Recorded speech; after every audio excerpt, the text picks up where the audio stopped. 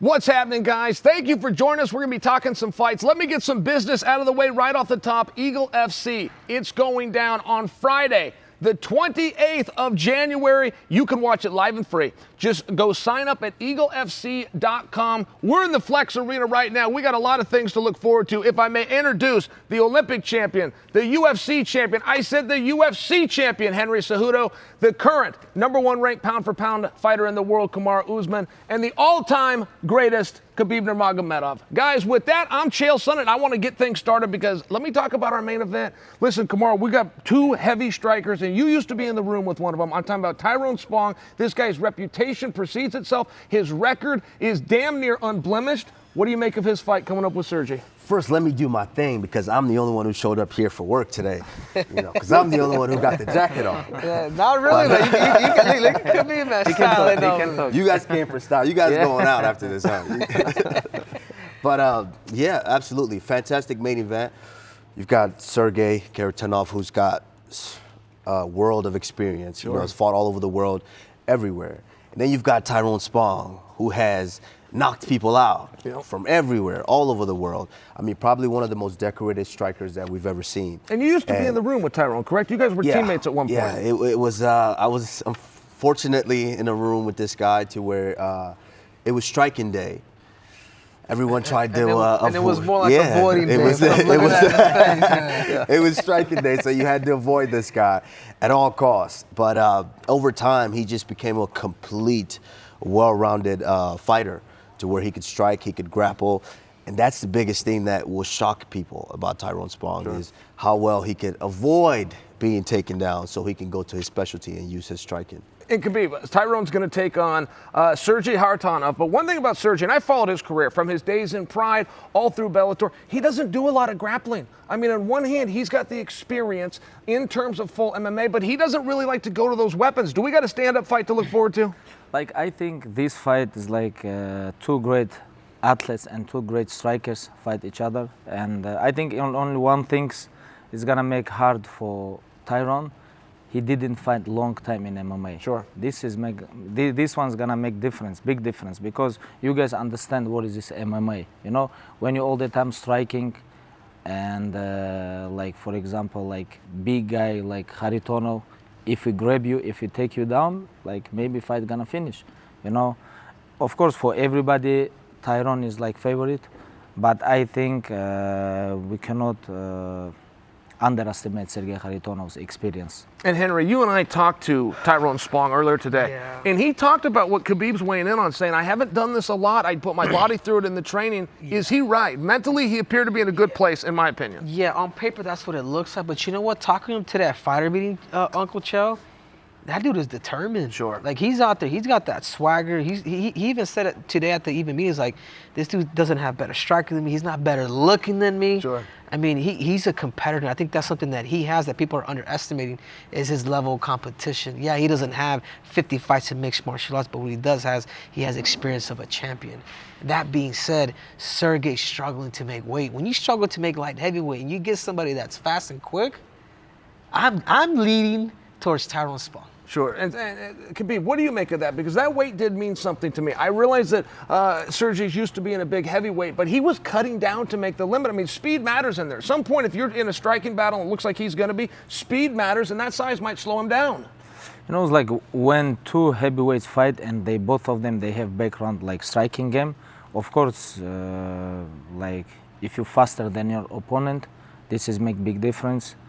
And honestly, I'm like 50-50. I'm like 50-50 on this fight. Sure. You know, I know like Tyrone is like 100 kilo and Kharitonov is like 120. It's too big difference.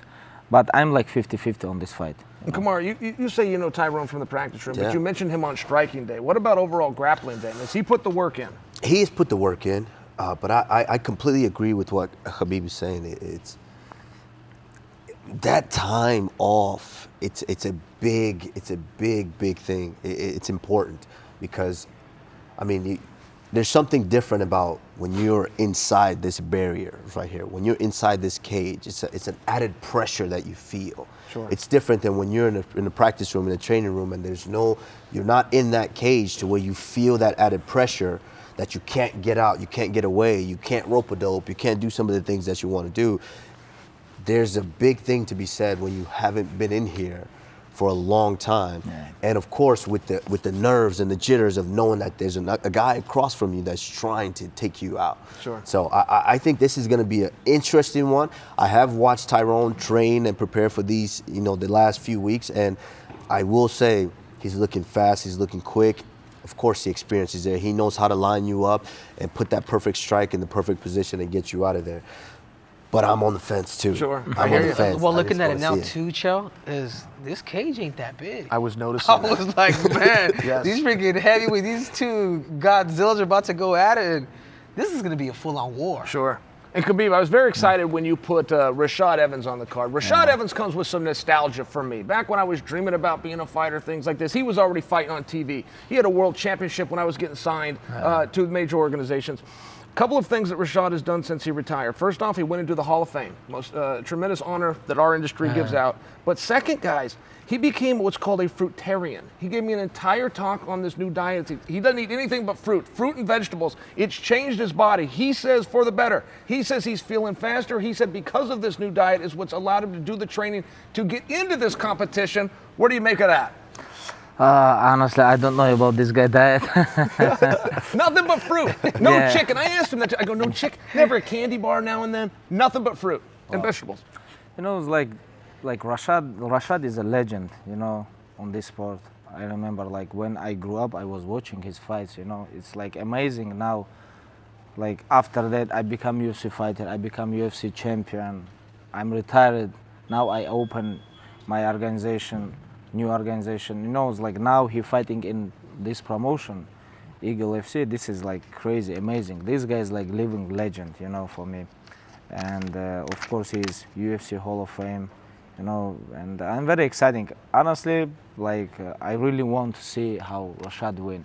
But same time he a very tough opponent with a very good ground game and heavy hands, and I don't know what's gonna happen. And speaking of Rashad's opponent, he's got Gabriel Checco. Checco has been most busy doing grappling, real competitive grappling events. He's got good hands. He's done plenty of MMA, but he believes if he can get this fight to the ground, he's going to have an advantage. And Henry, sometimes I think we have to remind people Rashad Evans was an NCAA contender back in his youth. Yeah, and I love this style matchup because when we asked Pacheco today during a fight meeting, he was like, man, listen, I got no game plan. I'm going to go out and I'm going to tear his head off. And if he does take me down, I feel extremely comfortable on my back. Sure. And I'm just like, man, I'm like, this dude, he's a kamikaze. Right. Like, this dude's willing to throw out the kitchen sink in the first 10 seconds. Risky game plan. It's a risky game plan. Yeah, I'm just like, dude, those are the most dangerous guys. Yeah, absolutely. And I got to tell you, one time you told me, Kamaru, that one of the reasons you're in the sport, that you went to Black Zillions, that you left wrestling, was because of Rashad. I want to say you even said at one point he opened his home to you and you were staying on his couch. I mean, you have to feel something inside as this match gets closer. Absolutely, and a little nostalgia for me too because I was ringside when you and Rashad got it on back in the day, which wasn't that long ago. Sure, yeah. It seems like back in the day. It feels like back in the day, yeah. But one thing, you're right. I was there for all of those with Rashad. I was there while Rashad was still eating chicken. Sure. I was there through all of that. And so now being here and actually seeing Rashad go through this whole diet change and this whole process, it's interesting because I haven't seen it in competition. Sure. Of course, I actually got to go in there and train with him last week where, of course, I still feel the strength and it's changed his body so he's able to get his weight down and he looks amazing at that weight. But I don't know how that translates over in competition. Sure. I don't know. Being honest, I don't know. There's questions. Of course, For sure. There's questions, and that's just what I'm putting out there. Of course, when it comes down to picking a side, that's 100%. I love Gabriel Checco and the confidence that he's bringing, but Rashad Evans is Rashad Evans. And Khabib, you got a couple of guys that are proteges representing your father. Rest his soul, by the way. I'm in the same position. They're both looking down on us right now, Khabib. But I got to tell you, they have a lot of pride in that. And they got a lot of pride in country. And they were talking about Dagestan more times than they were talking about fighting or even talking about their opponents. What's that like for you? And what can you tell us about these athletes that you've seen in the practice room and brought to competition? Yeah. It's like, for example, like Raymond, for example, Raymond Magomedov, he's gonna open main card with Anthony Njokuani. You know, this is two great strikers. You know, it's gonna be an amazing fight. You know, I'm very excited about this fight because they both great strikers. You know, and I know Raymond can wrestle too, but he loves striking game. You know, this guy very fast. You know, it's like this guy put sleep a lot of people on amateur career, and right now, couple years he just beginning his professional career. Already he fight everywhere in Russia, Asia. You know. Now, when did you meet him, Khabib? Was he just a little boy? No. I met him couple years ago. He beginning his I think in Ushu Sanda. Yep. Ushu Sanda, this is different school in Dagestan. Just when he jumped to the pro MMA, he just moved to our school, you know, because like for pro MMA fighters, you know, like of course for welterweights, our school is the best, you know, like lightweight, welterweight, featherweight. We have not one of the best in Russia. We have like one of the best fighters in the world, you know. Sure. And he joined with us. Right now he like Friday night he's gonna fight here in Eagle FC 44. You know, and his opponent, Anthony Njokuani, this guy, he have a lot of fight in UFC, you know, a lot of great fights, and I'm very excited about this fight, you know. Does that put nerves on you, or does that put pride on you? To see one of these young men that you got to be there with in the practice room, how do you feel inside? Honestly, same, like, of course I'm a little bit nervous too, you know, like, because, and now I have to be a little bit away, you know, because this is my promotion, and I cannot say, oh, let's go for one of them, you know. That's why I'm gonna be just watch and enjoy with this fight. He can't say that, but I'm gonna jump I know on it, we're not at that jump part on of the show yet, but I'm gonna jump on it. He's fighting the assassin, Anthony Njokuani. Fun fact, one of the first, if not the, I think he is the first Nigerian in the UFC. Ah. Yes. Maybe first from Africa. Maybe. In the UFC, he's a Nigerian. Nigerian? Yes. So most people don't know that, but I've been watching this guy for years. I watched the way that they strike, him and his brother Chidi Njokuani.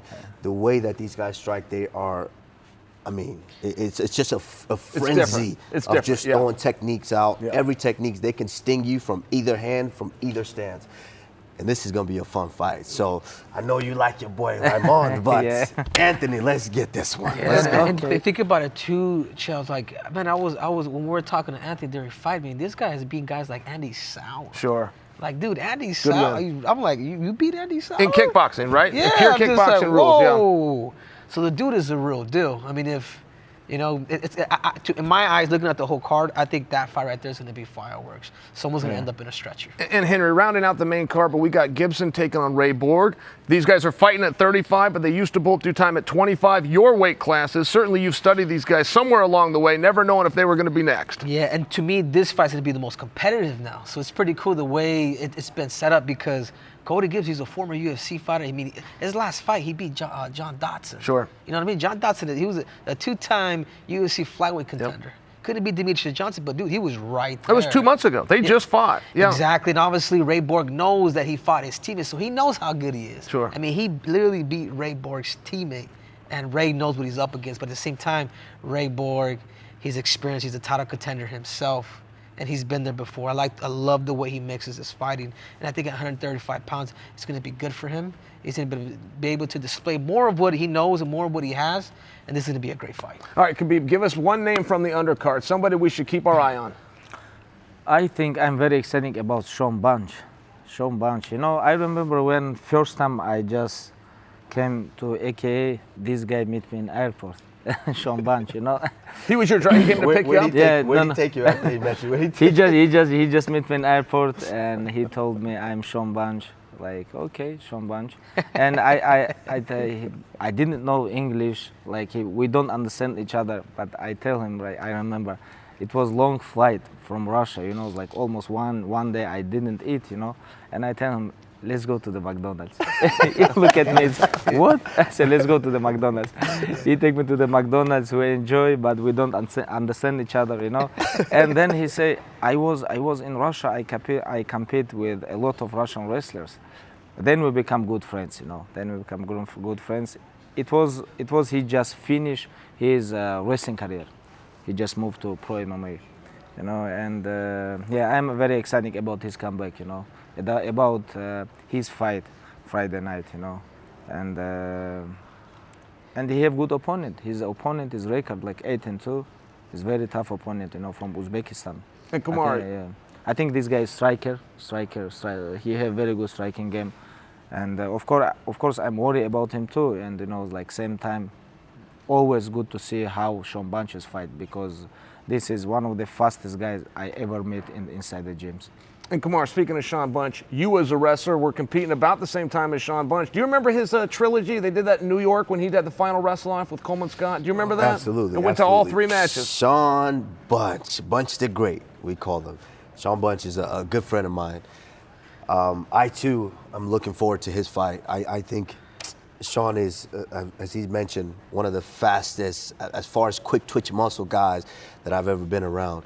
And he's had a lot of ups and downs in his career, but you know, he's a new father now, and he's getting everything in order, getting the career going, and it's just a new added motivation for him. So I'm excited to see how he gets back on the horse after coming off of a win, you know, this one. I'm also excited about another fight, DeMarcus Jackson. Sure. On that undercard, a guy that I trained with for years. He's training down here in Sanford MMA.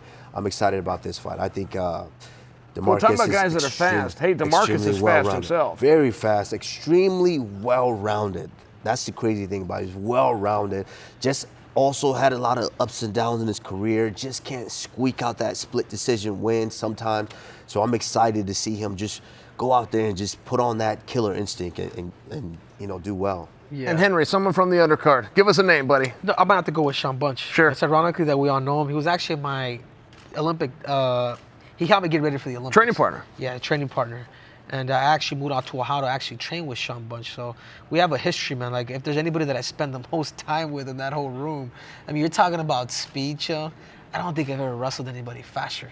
He would duck under you, and by the time you turn around, that dude's behind you. He's lifting you, like serious, like Sure. serious speed, like Sure. crazy speed. But I think looking at this whole card, Chael, what Eagle FC has put together, it's like you're not gonna see any like shutouts. And that's what I love about it. Everybody's going to compete.